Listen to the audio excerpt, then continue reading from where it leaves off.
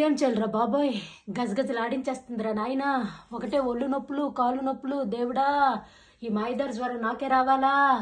అబ్బా! అయ్యో అత్తయ్య, అదేంటి అలా వణికిపోతున్నారు? ఏమైంది మీకు?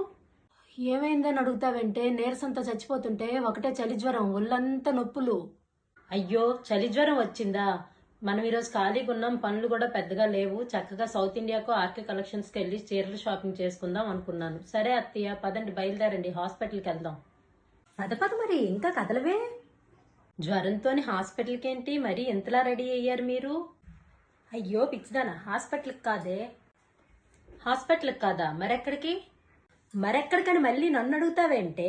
ఆర్కే కలెక్షన్స్కో సౌత్ ఇండియాకో షాపింగ్కి వెళ్దామని అన్నావు కదా నువ్వే. చలి జ్వరం అన్నారు అత్తయ్య. షాపింగ్ అన్నావు కోళ్ళ. బస్సు తప్పిపోయినట్టు నన్ను చూస్తావేంటి అలా? పద, ఆటో బుక్ చేయి, వెళ్దాం. గొప్ప చలి జ్వరమే. పదండి.